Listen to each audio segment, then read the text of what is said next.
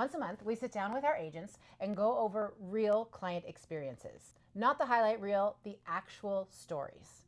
Today, we get to talk to Victoria about what happened with George and Lydia. They wrote us an amazing review. I loved working with them. I had the pleasure of hosting a wonderful open house. They made it very clear that they were self-represented, which I can absolutely appreciate. It's not the first time I've come across folks that are looking to be self-represented, but there's usually the reason why. And I was really intrigued to understand what was the why. Tell me about that. What was their why? He was in real estate law, just was forthright in telling me that the agents he'd come across to date really just weren't a good representation of what he thought a true professional should look like in this business. Ouch. Okay. Yeah. So what happened next? One thing about me is I love a challenge. So I took that as a personal challenge to show the value that we bring with Flowers team. I wanted to make sure they knew that we were the absolute best people that they could be representing them, and that I showed them our value. I showed them that we know Milton and near surrounding area. We know the models, we know the age of construction, we know all the things, the nuances they need to know about the particular areas they were looking at. Why? Because they were really interested in some things, ample green space, not being near certain developments that they knew were coming down the pipeline. They were very hyper aware people.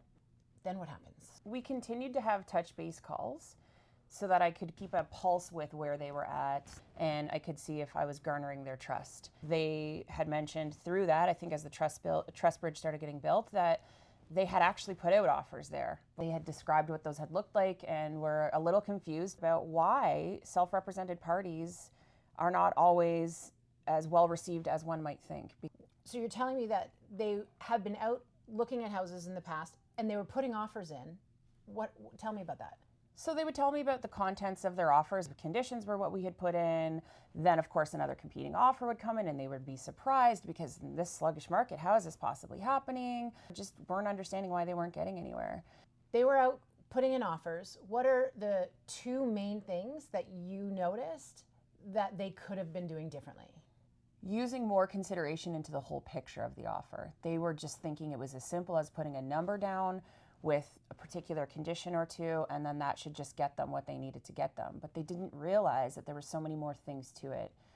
The example being able to sell yourself to the selling agent, so his clients would understand the full picture of these folks, what their risk portfolio was or wasn't. All of those things that they weren't able to be showcasing and getting across as self-represented parties. Were they frustrated? Where were they at emotionally? They were really frustrated. They assumed because of the sluggish market, it just meant that that would automatically get them what they were looking for. And so we had a lot of conversations about what they should be doing. Were they receptive to your guidance? Because they'd already told you, hey, we want to do this on our own, but yet you had permission to keep in touch. Over time, you could see that the bricks layer by layer were starting to come down. They would verbalize that to me on phone calls we would have and say, you know, we really appreciate your tenacity in sticking this out with us, and you're helping us understand the things that we've been overlooking this whole time. Tell me about the time when you knew they wanted you to represent them. Well, I was actually really, really excited. The moment came because he said, hey, I would love to have a conversation with you about signing commitment paperwork to working with you, because you've really shown your value to us and we really feel safe and protected with your services. Can we talk about that? What did that feel like to you? Amazing. Goal achieved. Absolutely goal achieved. I always want people's best interests served, and you could tell that they were getting frustrated. They wanted to secure something that was precise and exact, not just any house. Once they found that one house, what happened then?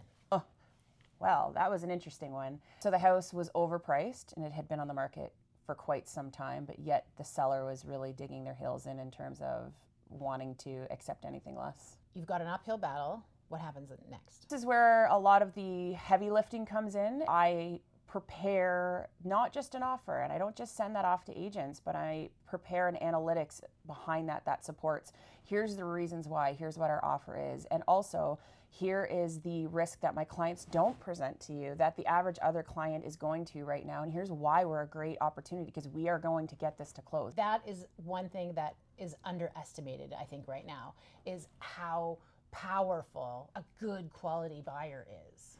Absolutely. Yeah.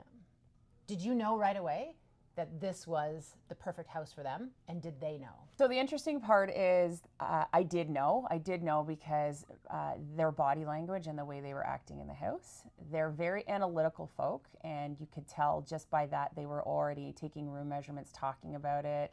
They wanted to come back again, which meant they wanted to take now the lesser emotional but more logical view of it again. And this wasn't something I was seeing out of them with other homes. I had a very strong feeling this was going to be the one we needed to absolutely nail down and pursue. So you negotiated, you got the property for them. What was that like?